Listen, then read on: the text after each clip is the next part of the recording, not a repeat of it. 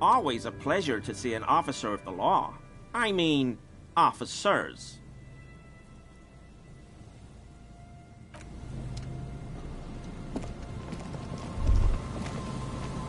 That patch of reeds over there, it's a great place to hide something. Kind of out of the way, being so close to the water. You don't have a reason to. Yet. Nothing. Just a hunch. The hunch passes, leaving you there, by the old boy bobbing in the water. Time to go.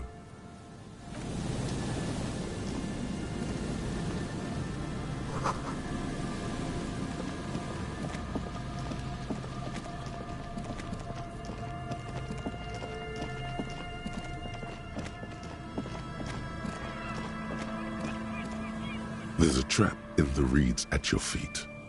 Looks like the same one you saw Morel set before. Same mesh, same wiring. Behind you, the ruins of a residential building loom over the reeds. They whisper amongst themselves. Confidentially, snowflakes cling to their shivering stems. When this district was booming, the reeds were kept at bay. Nothing obscured the freshly painted facades.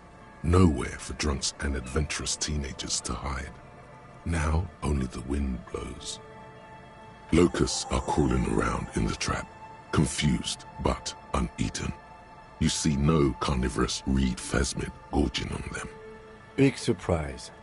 Anyway, 1 down, 3 to go.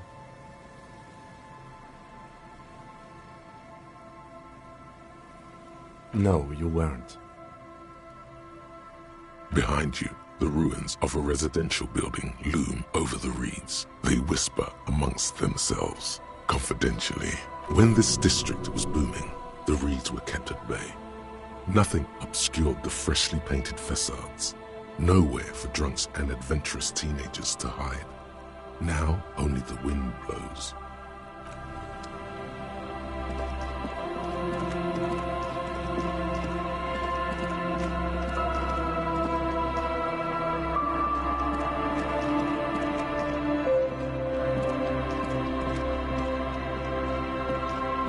A scattering of bullet holes is spread across the...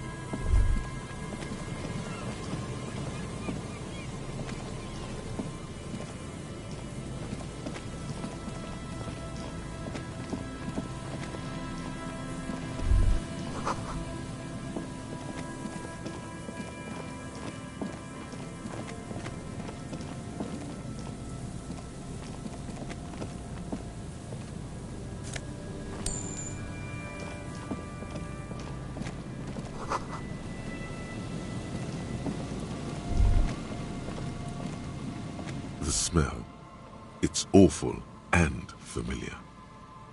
It doesn't help. You can still smell it. Keep it in now.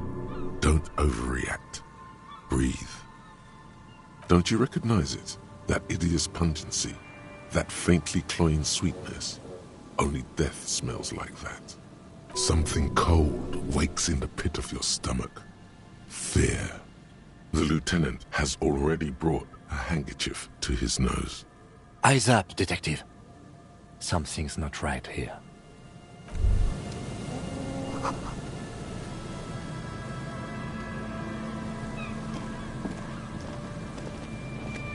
There's some tear, an empty cigarette package, and a crumpled kebab wrapper in the trash bin.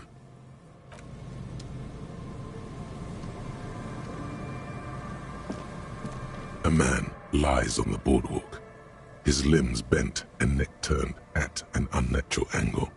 Right next to him is an empty bottle of spirits. In his cramped hand, a chewing gum wrapper. Half of his body has slipped between the cracked boardwalk, starting with the right leg, The fall has left him broken, contorted like a sad puppet. Hold on. Lividity is faintly pronounced. Whoever this is has been dead for 2 days. No longer. We need to investigate. Another dead body. This is your job. Steel yourself. Calm now. Carefully. Just another day. Just another dead body. Breathe. The man has fallen through a crack in the boardwalk and hit his head against the metal bench. Coagulated blood covers his black hair. One of his feet is still dangling through the hole. You have to be quite inebriated to fall that bad. Well over a liter of pure ethanol. 3 bottles of wine or 1.5 of spirits. When damp, these boards are really slippery. Even a sober man could lose their balance here. His expression is dull, like the sea behind him. Drops of water shining on his moustache. His eyes, empty and wide, look frightening in their frozen gaze. Height, 170 to 175 centimeters. Curly hair, stout build. Age, approximately 50 to 60 years. He's wearing mud-caked boots, beige trousers, and an old brown leather jacket with a bright blue lining. There are traces of kebab sauce on his chest. The leather jacket suits him well. It must be custom made. A cool leather jacket with a bolt of blue? Oh no, this sounds terribly familiar. You find some sunflower seeds and a rain-soaked library card folded into 2. His jacket feels sodden and heavy under your hand. Good. We should take a look at that library card after this is done. There's some dried blood on the metal bench, right where the corpse's head rests. The floorboards are rotten and slippery wet around the hole. An empty bottle lies nearby. A chewing gum wrapper is clutched in his fist. Be very, very careful where you step here. A dried chunk of blood covers the hair at the back of his head. An open wound. It's sticky and cold to your touch. I don't see any other major wounds, do you? Seems like the head wound was fatal. It's exactly the shape of the bench. The boards screech under the weight of the T500 ceramic sabatons. It's a good thing they're so light, because it's hard to determine whether it was the dead man's weight that caused the boardwalk to break. It definitely looks fragile. A .75 liter Tallulah vodka with its cap missing. There's hardly anything left inside. It's mid-market spirits with a slight touch of menthol. The man meant to enjoy himself, have a good time. Tear all around us. I'd prefer if you didn't collect them this time. It's not proper. True. It feels disrespectful. Grabowski spearmint chewing gum. Green leaves on the cover. The man's mouth is half agape from the terror of the fall. The blackness of death. Stench. You think you see white chewing gum too? He ate the whole pack, right? It's to cover the smell of alcohol before going home. The worst thing is, I've seen it before. Almost the same scenario, even the chewing gum. It's always the same. The entire boardwalk creaks in the wind as you take a step back. From where I stand, I can see 2 options. We either take the case and follow the leads to identify the body on our own, or we report back to the station and leave this for our colleagues to handle. A field autopsy isn't necessary if the cause of death doesn't appear to be criminal, and this looks like a simple accident to me. I'd say we should just write down head trauma in the autopsy report and leave it at that. It would save us at least 2 hours of unnecessary work. Maybe, but we don't really have much time or resources to spare. The guys at processing will take care of the rest. Alright, we should first examine the library card you found. Then we can call the station from my kinema. Let them know we are taking the case. Looks like one of the locals. He'd have to know this spot to come here. You don't just walk over here. But that's just a lazy assumption. What do you think? A dead working-class man with a bottle in his hand? Don't deceive yourself. You know who this is. The woman you met at the book stand? Why do you think it's her husband?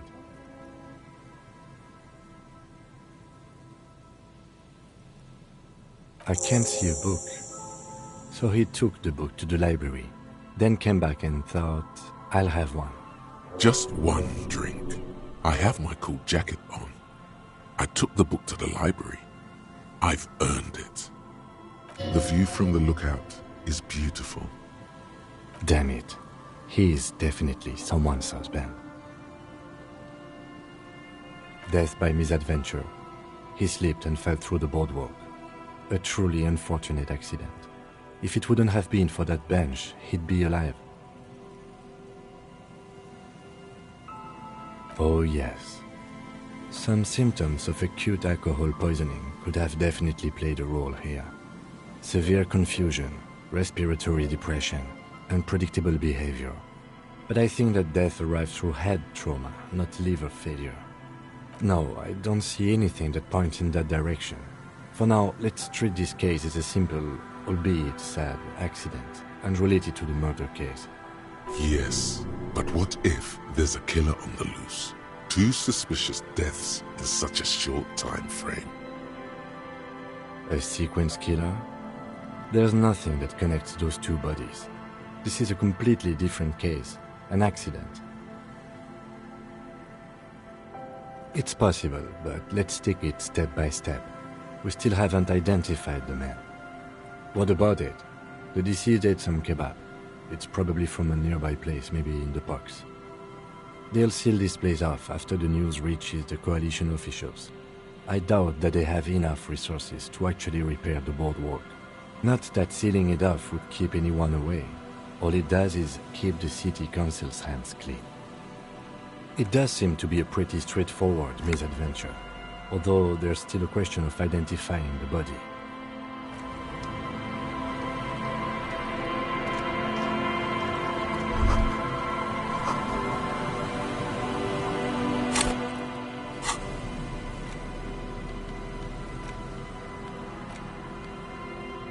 The library card is folded into 2 and still slightly wet to the touch.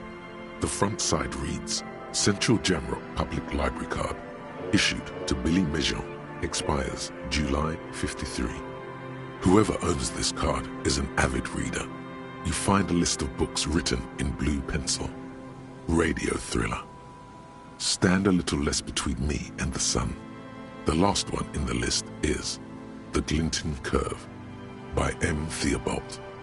A library stamp indicates that the book has been returned. Most of these titles seem to be in the sci-fi genre. Some thrillers too. If lost, please return the card to the library. Dial 005 02 55211 or visit us at Moreau Street, 78, Jamrock. Business hours 900 to 1800. Good. We should give them a call from my kinema. See if we can learn anything about Billy Mejean.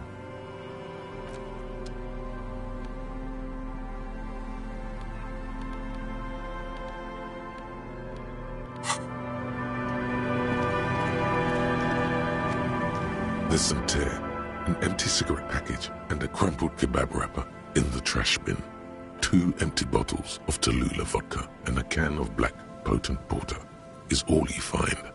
A tragedy. Whoever tossed it here was a heavy smoker. The brand name reads Red Astra. Red Astra is the black market version of Astra cigarettes, known for their high tar content. Now, this makes partying look bad. Still, don't let it sway you. You're responsible. You see traces of mayonnaise and ketchup on it, as well as a tomato wedge. The wrapper reads Shish Kebab Revachol.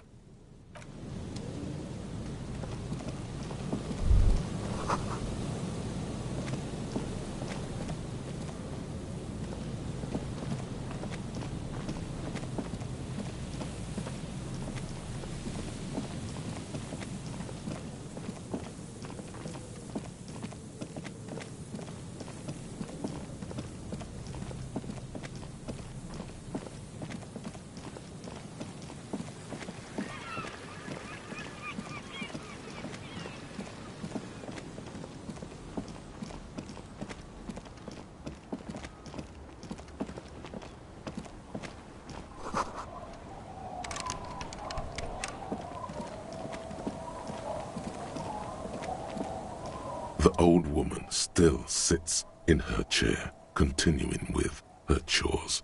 As she does so, she quietly hums to herself. There's a gap where the name of that song should be. You should ask her about it right now. Yes, I can't really sleep anymore. Only a few hours a night. It happens when you grow older. My suggestion is, don't grow any older than you already are. That's old enough. What's troubling your mind? A lullaby my mother used to sing. I sang it to my kids too. It's an old Samaran children's song. Surrender to the night. Like I said, it's an old children's song. You don't have to like it. Just us. It's barely a village anymore. We almost don't exist. This is pretty much a non-place.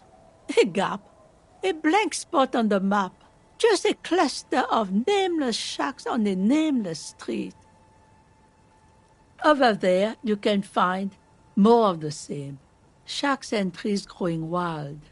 That's the pox. An old military hospital. After the good over there. Between here and Jamrock, a dusty sea of old trees. All An old military hospital. After the goodwill ran out. She nods, rinsing another piece of cloth. I can wash it for you, but it's going to take about a half an hour. Think you can stay put for that long? No, we must run around ceaselessly. It would be torture to stay put. I could use a breather. It's been another track and field day. Well, hand it over then, and I'll see what I can do. Must say, I'm proud of this one. It's pretty nice underneath all that filth. I hope you'll have an easier life in your hands.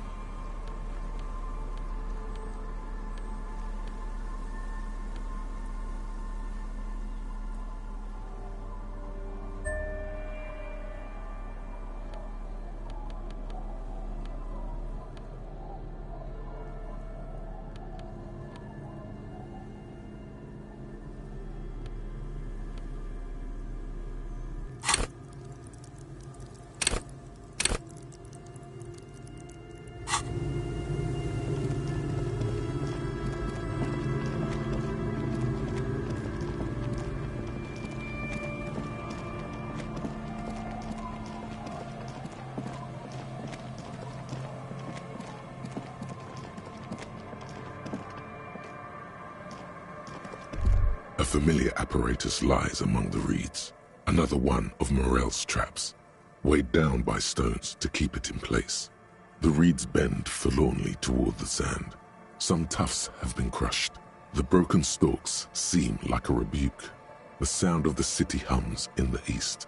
The constant, distant song, louder on this part of the coast, nearer somehow. And there's that cold again, always the cold. This trap is also full of panicked locusts. No sign of any cryptozoological beast inside. Another empty trap. Yep. The next one has a crab trapped in it. These are just crab traps, you do realize? The reeds bend, the constant, distant song.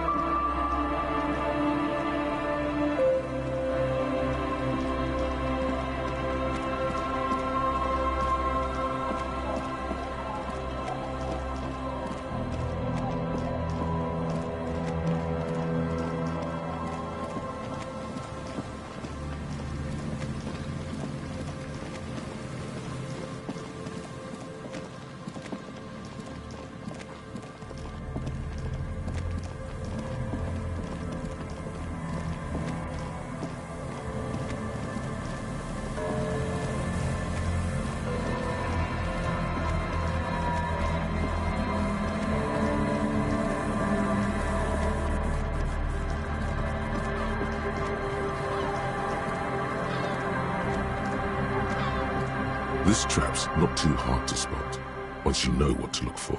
Keeping it hidden has not been a priority for the cryptozoologist.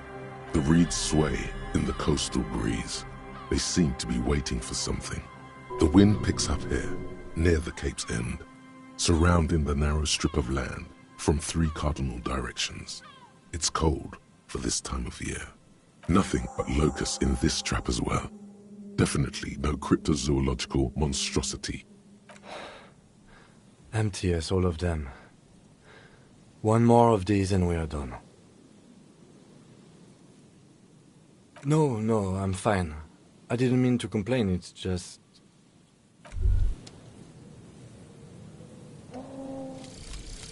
Cop of the apocalypse. It's not fire. It's not ash. There will most certainly be a sea of corpses leading up to the event. But it won't be war or pestilence that causes it. Oh no, the event will belong to a genre of cataclysm no man has dared to suspect would ever come to pass. You can only sense the shape of it, like a cavity, a pit opening up in your stomach, a throat into which the world will vanish. The streets, the grass, the stars, all will be rolled back. By whom, by what, and how, you don't know. All you know is, you're not joking around.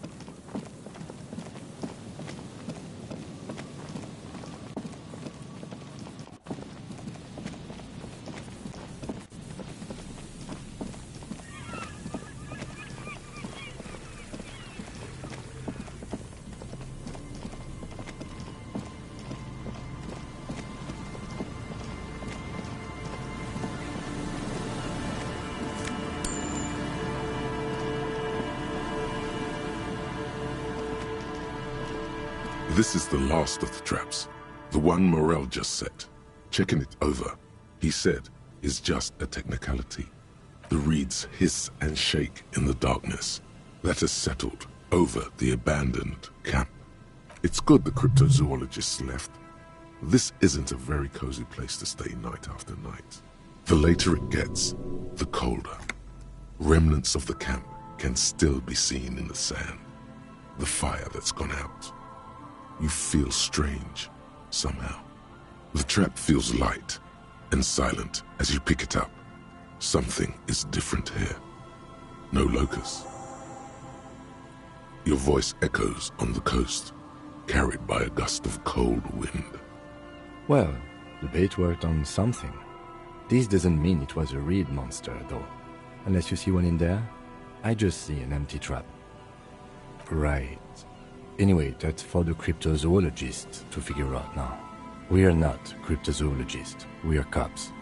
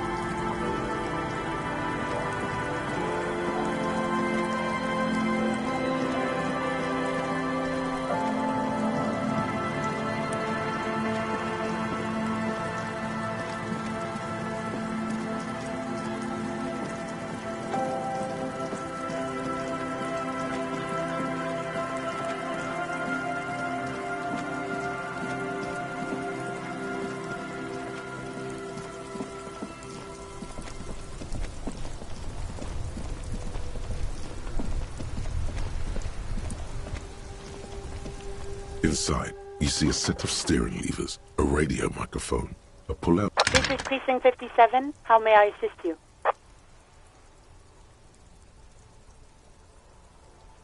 I'm afraid they're closed.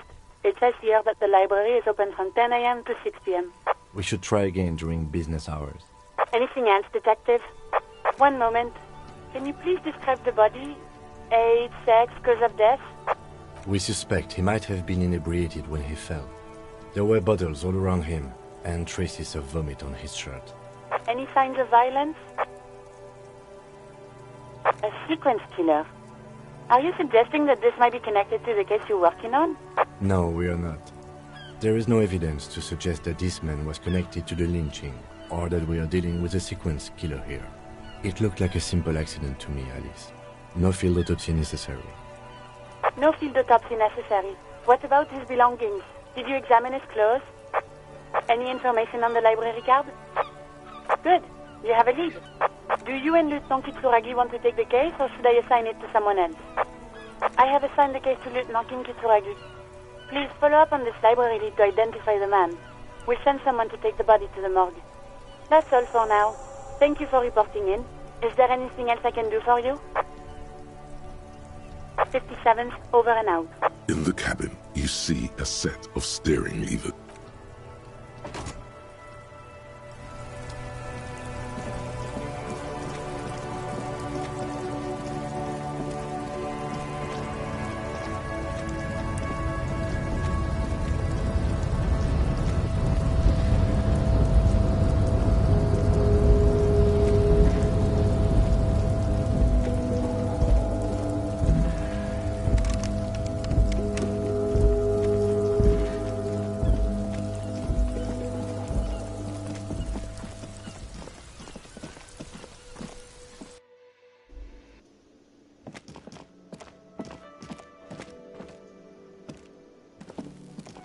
Hi again, Gendarme. Bye-bye, Gendarme.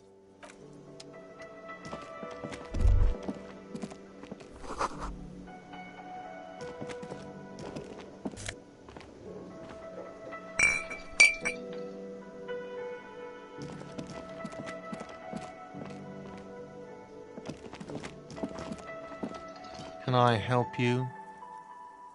What is this thing?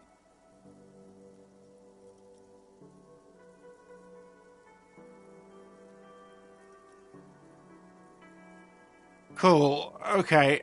I was really hoping not to think about the cock carousel any longer because it made me feel like shit. But this is a competent piece of taxidermy.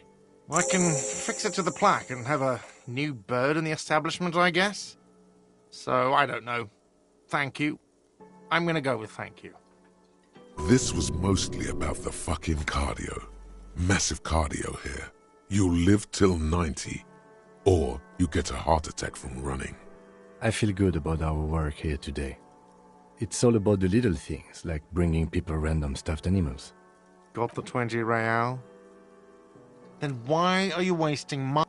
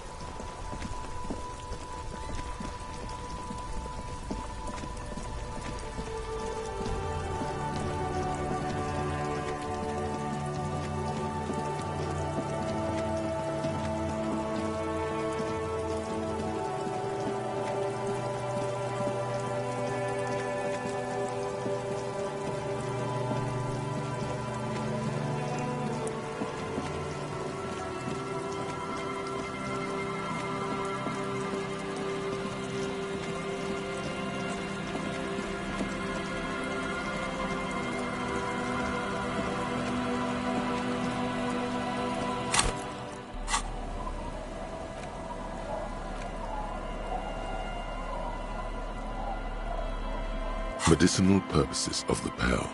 The cover of this heavy tome features a number of esoteric symbols. Flipping through the book, you find a number of sections on the general benefits of the Pearl. A large pharmacopoeia makes up nearly half of the book. You come across the following explanation.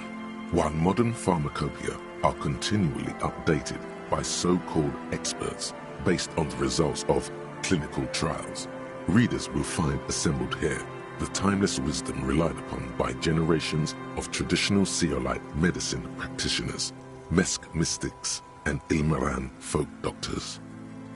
It's all quackery, in other words. Finally, something to calm the angry spirits that have been plaguing you. It seems to contain descriptions of the medicinal properties of various ingredients that may be gathered from the Pearl, as well as instructions for producing a variety of herbal remedies. There are a number of Seolite tonics that promise to improve your short-term memory, but nothing that speaks to your condition. What you're describing is booze. You don't need any herbs for that. There are a number of There's nothing in here that speaks to hangovers directly. However, while browsing through the various descriptions, you become convinced that you could assemble something from the ingredients listed here. Want to give it a shot? First, you need to choose a base ingredient. Next, you'll need to combine the base ingredient with an appropriate vehicle. Lastly, is there anything else you'd like to add? The ginger and aloe vera make this poultice ideal for the treatment of arthritis. It won't do anything for your hangover though. Be that as it may, it might have been useful to have such a thing for the trials you'll soon be facing. It's a shame you can't get your hands on these ingredients. Would you like to try again? Very well. First, choose a base ingredient. Next, you'll need to combine the base ingredient with an appropriate vehicle. Lastly, is there anything else you'd like to add? The tincture you've invented sounds intriguing, but its medicinal value is suspect, to say the least. Safe to say it won't cure your hangover. Whoever wrote this never heard of the hair of the dog. Fuck this book. See if there's a bar open that'll still serve you. Would you like to try again? Very well. Next, you'll need to combine the basing. Lastly, you've created a delicious tincture of whiskey and ginger. According to the pharmacopoeia, it should increase your energy and focus, though, in your experience, it's only done the opposite. If only you could find one of these right now and drink the shit out of it. The book said it's good for you, so it would be okay. Would you like to try again? Very well. First, choose a base ingredient. Next, you'll need to combine the base ingredient with an appropriate vehicle. Lastly, is there anything else? You've created a delicious tincture of whiskey. If only you could. Would you like? Very well. Next, you'll need. Lastly, is there? You've created a delicious. If only you could find. Would you like? Very well. Next, you'll need to combine the base ingredient. Lastly, is there anything else you'd like to add? You've created a delicious tincture. If only. Would you like? Very well. Next, you'll need to. Lastly, you've created a delicious. If only. Would you like to? Very well.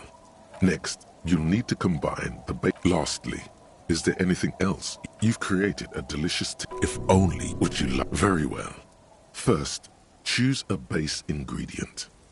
Next, you'll need to combine. Lastly, is there? You've created a delicious. If only. Would you like to try? You close the book and find yourself staring at the familiar cover once more. Flipping through the book, have you taken any walks through the Pearl recently? The book is frustratingly vague on this topic, but it seems that if you've walked through the Pearl, you would know it. Flipping through the... Have you taken any walks through the Pearl recently? And on your walks, do you stop to meditate on the nature of your being? Good. And when you meditate, are you in the nude? Nudity is the most important part. of the many ways modern society prevents our true selves from manifesting, clothing may be the most repressive. You probably can't even take off your pants, can you? Nor should you. Nudity is shameful. No officer of the law should ever be called sans pantalones. Your partner is even more repressed than you are. It would do you both a world of good to spend a little more time getting in touch with your bodies. You glance over at the lieutenant, who is standing as usual with his hands neatly folded behind his back. What he's thinking about, if he's thinking about anything at all, is absolutely opaque to you. Flipping through the book, you find, have you taken any walk? And on your walks, do you good? And when you meditate, excellent. Free your body. You long to feel the cool breeze tickle against your inner thighs and midriff. What about your junk? Well, yeah, on your junk too. Your genitalia are the site of your most important erogenous zone. It's vitally important to aerate them in the PAL. A note of caution, however, be sure to limit your exposure to the PAL to no more than an hour a day and no more than 3 hours total per week. Flipping through the book, you find, have you taken any walks through the PAL recently? And on your walks, do you stop to meditate on the nature of your being? You need to do that. It's important for opening up your erogenous zones. There are a series of psychic nodes located throughout your body. Unfortunately, the stresses of modern life often cause us to close off our erogenous zones, which can result in all manner of physical and psychic ailments. Regular meditation in the PAL, however, can help to open up these zones, permitting the free flow of psychic energy throughout the body. Good. And when you meditate, are you in the nude? Excellent. Free your body. What about your junk? Well, yeah, on your junk too. Your genitalia are the site of your most important erogenous zone. A note of caution, however, be sure to limit your exposure to the PAL to no more than an hour a day and no more than 3 hours total per week.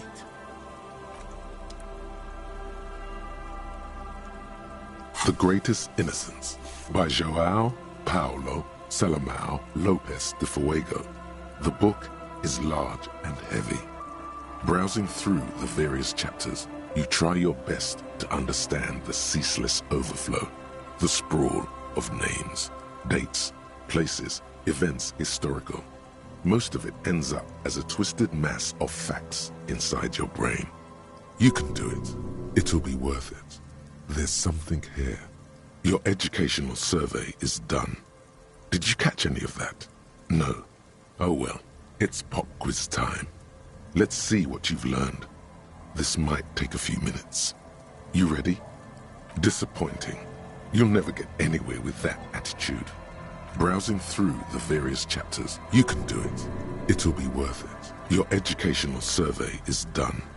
Did you catch any of that? No. Oh well, it's pop quiz time. That's the spirit. Here we go. Question 1. Who was the first innocence? Oh yeah, this is what I was made for. A pop quiz is a short examination designed to test your knowledge without any prior warning or announcement. Such exams allow the teacher to assess how thoroughly the students have retained the material at hand. Voila. Now blast that first innocence. Thanks for nothing. Dolores Day. Dolores. Incorrect. Dolores Day was the innocence of humanism, internationalism, and the welfare state. She codified parliamentary democracy and created modern institutions. Among these, the moral intern. She was powerful and beautiful on all her icons. Her colors are silver, white, and apricot. And when you think her name, Dolores, stomach acid rises to the back of your throat, and it hurts. You see a flash silver, a wreath, an airport bag, and blonde hair. You don't know why. Another choice, perhaps? Steer clear of this one. There's something terrible about this one. A strange sensation of loss. When she left the earth, the dust and the ice, and the humans. That is unimportant to the quiz. Stop thinking about this. Yes, the quiz is impersonal. No need to rouse sensations in yourself at the mention of Dolores Day. Who was the first innocence? It wasn't Dolores Day. Then go with your best guess. Isn't that what students are trained to do when they don't know the answer? Incorrect.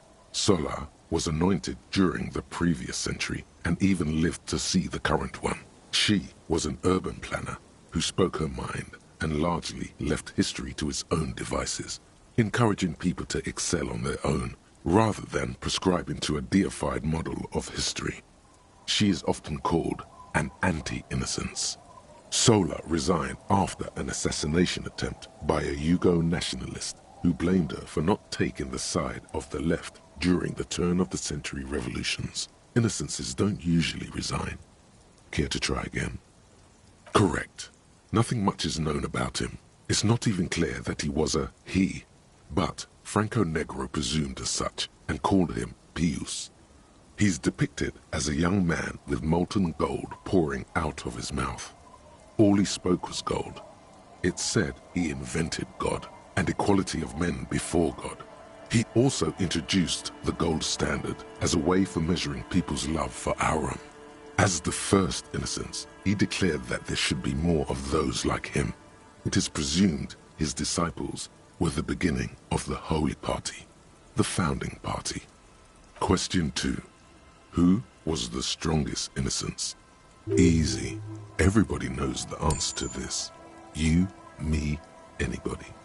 An innocence is the highest category of historical personage in the world, a literal personification of history.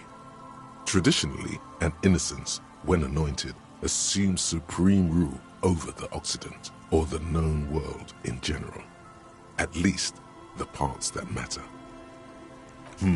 I can do better. Okay, so commonly an innocence does not enforce his or her power through military power. This is seen as unnecessary. The innocence wins because an innocence can't help but win, for their deeds are inevitabilities. Did this help? Damn, Dolores. An innocent, I can do great, Dolores. Incorrect again. While she originated many modern institutions, launched several successful expeditions, and was even critical of the innocentic system itself, and somehow keeps popping up in your mind, she is not often considered the strongest. Even though the words most associated with her rule are l'amour, la compassion, la autodiscipline, love, compassion, self-control, which could be seen as facets of strength. Would you like to try again? Please, relax. Incorrect. Vespa Messina is not a person, but a defunct state on the southeastern coast of the Occident. It used to take up most of the peninsula before separating into the republics of Vespa and Messina. Care to try again? Correct. Named the innocence of militarism, he codified hereditary rule, but at the same time ended serfdom and established the Inter-Isolari Real as the global reserve currency. He also established the concept of the nation. Franco Negro attempted to solve the rising tensions between the aristocracy and bourgeoisie by building a unified society in which every man has a place and a mission, but at the same time may rise to nobility provided on the strength of his virtue. Question 3. Who was the false innocence? Got it under control. No problem. Solid on this one. It's widespread historical information.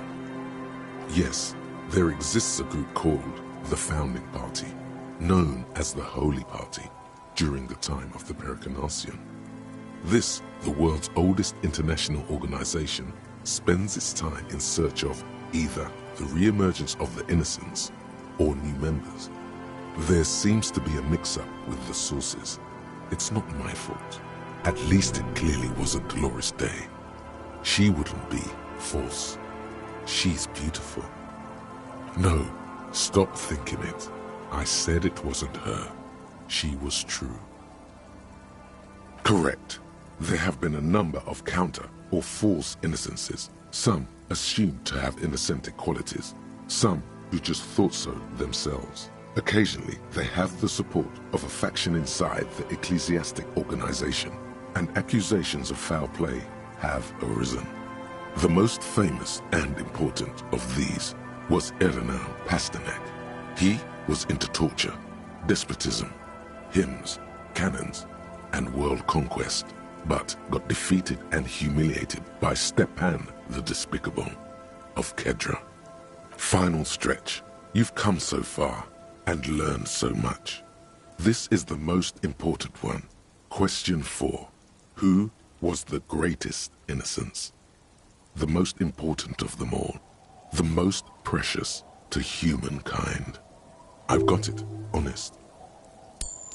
Of course, this is my thing, the reason I exist in this world. The correct answer is Franco Negro. 0 doubts. While it was actually her.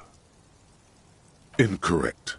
While Franco Negro built concrete churches and cathedrals, and while many people, especially the Mesk, consider him a father figure, due to his militarism and nationalism, João Paulo Salomão Lopes de Fuego argues differently. Another choice, perhaps?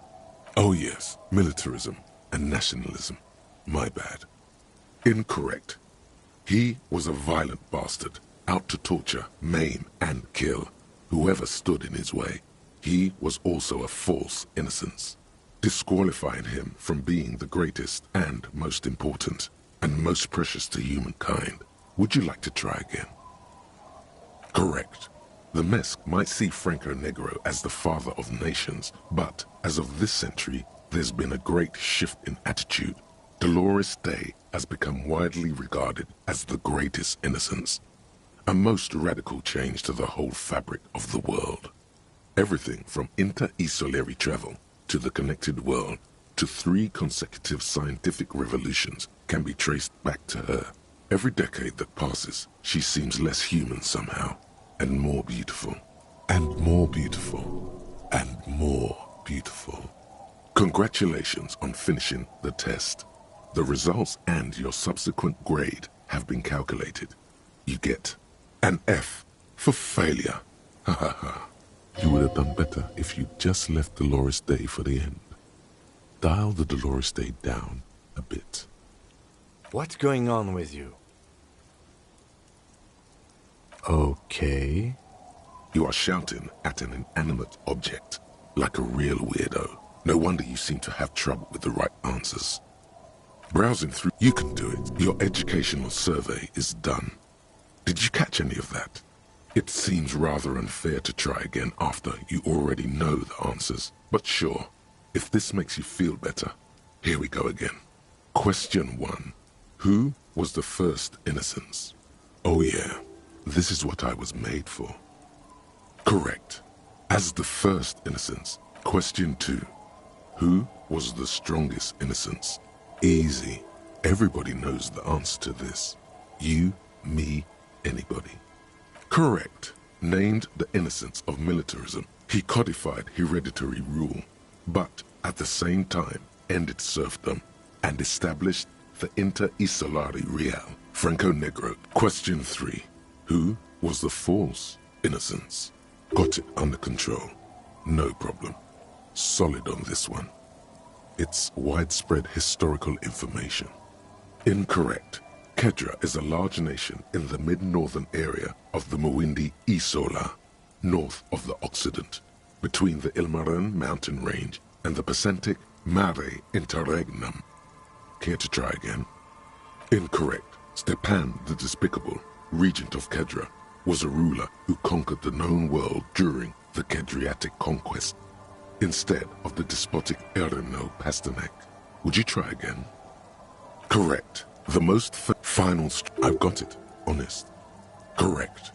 Everything from and more beautiful. Congratulations on finishing the test again. A B. Good enough. Everyone misses a few from time to time. You would have done better if you just dialed the Dolores Day down a bit. The lieutenant is tapping his foot, but you can't tell if it's a habitual tic or impatience. How is it possible that you're messing this up? Are you doing it on purpose? Browsing through the book again, you still have trouble understanding the torrent of information. It only seems to add to the confused jumble of facts inside your brain. You can do it. It'll be worth it. There's something here. Your educational survey is done. It seems right. Oh yeah, this is what I was correct. As the first question, easy. Correct. Franco Negro. Question, got it under control. Correct. The most final I've got it. Honest. Correct. Everything from and more. Congratulations on finishing the test. Again. An A. All correct. Impressive. Oddly so. You really navigated some treacherous waters here. Well done. But endless tries aren't really fair, don't you think?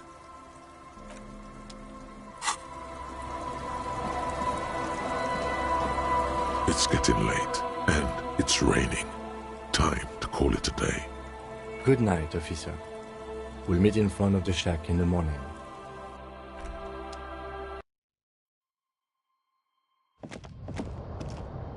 An old mirror hangs on the wall. You see the reflection of your face in it, adorned with the expression. It belongs in the new, the third decade of the current century. Enough time had passed from the failure of the revolution that, for a fleeting moment, free market economy seemed like the ultimate, uncontested way of life for our species. Things were good. It was smooth sailing. People made gold and champagne-tinted interiors and facades to suit the times, calling this the new style. But more importantly, disco happened. For Revachol, your city, that meant only one thing.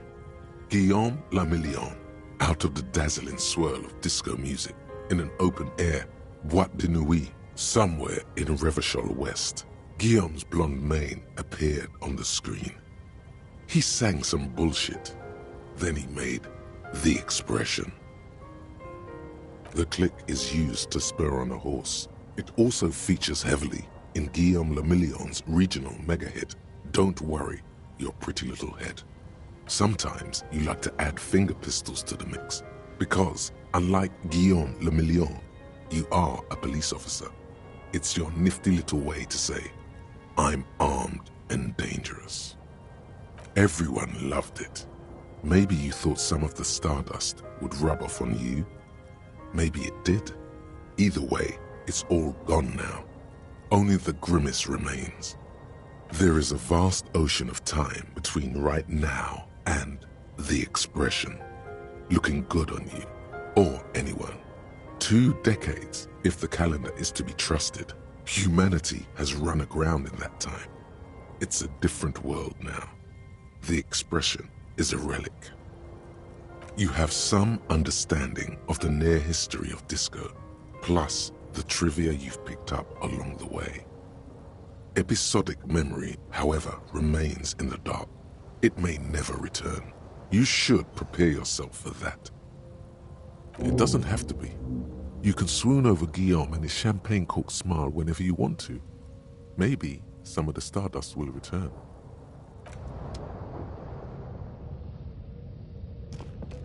On the table, you see a bowl of water, a rough soap, and next to it, a small hand mirror.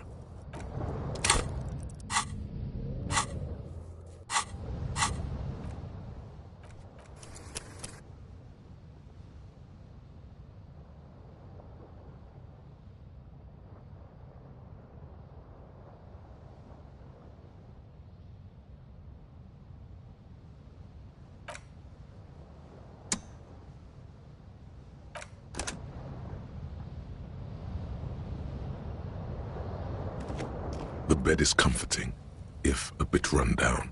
Still, you've earned a rest. Across the room, the heating system hums its soft lullaby. The mattress feels soft and sheets warm. It only takes you moments for the world to fall away. Thoughts, baby. A million little lights in the dark. You're one fine instrument, brother. All those faces and all those names. All that laughter and screaming and scheming around. Every corner and every street. Recorded in you forever on ferrotape. No, you're spinning tapes at the discotheque. The great unceasing disco of the mind.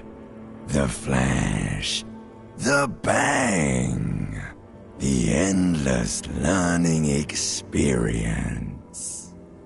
On and on it goes, for untold hours. At the disco where you first asked her to dance. Rising, above the dark curvature, the great wingspan of sleep, studded with stars. Behold, there are millions of them down there. The first time, the last time, the smoke in her mouth, the plotted flowers, the faces turning, changing. It's the world, Harry boy, and you're made of it. Every day you're out there, you make more of yourself from it. I'm afraid you can't be unmade now. You can never forget this shit. All stuck on loop, whirling, spitting out words and images. You're the son of the world again. Harrister, a ceaseless agent, picking up litter and old newspapers, collecting your little bubblegum wrappers and idiotic picture postcards. Meaningless keepsakes. Reading your awful letters and recalling things, aren't you? The endless names of the world. An address book you are. The map of a city.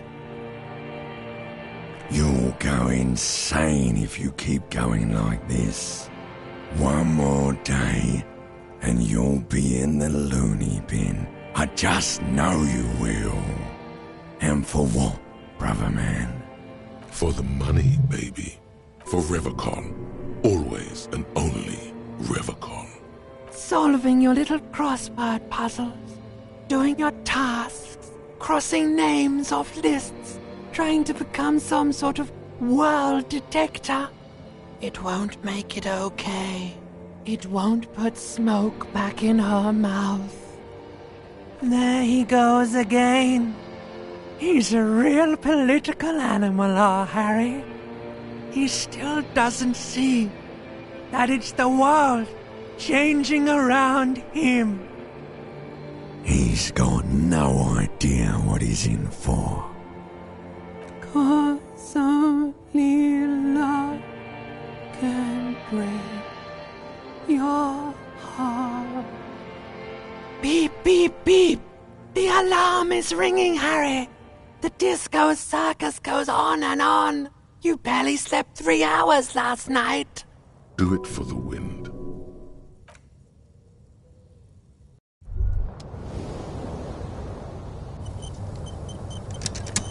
You were right, brother.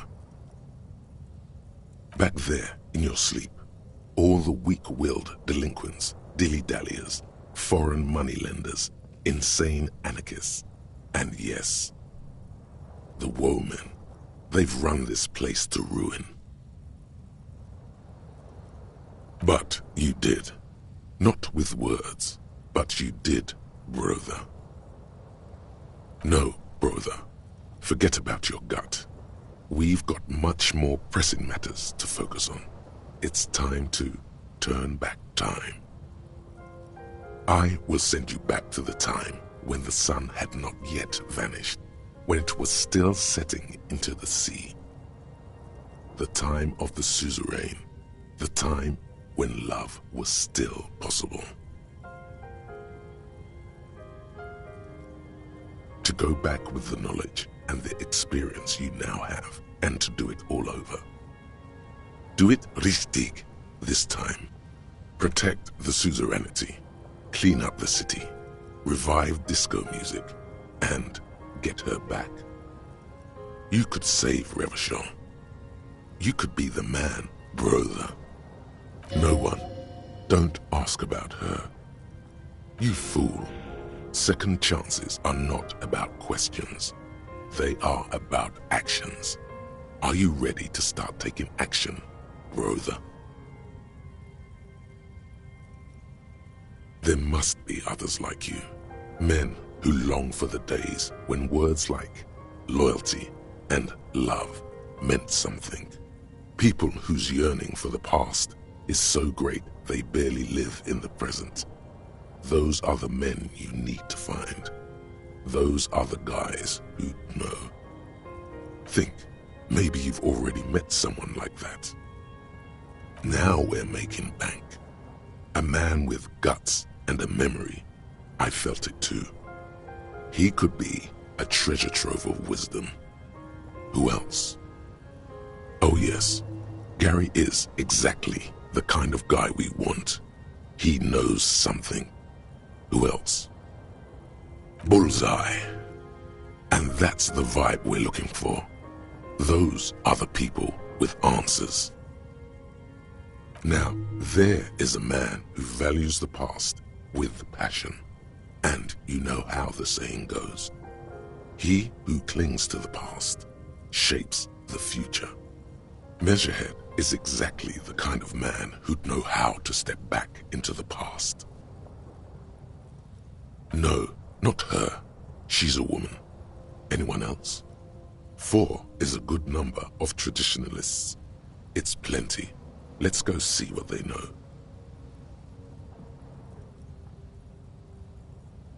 History will remember us, and this time we don't have to worry about her being kind. Praeterea Redia, Kingsman. Charge for Revachon. Charge for love.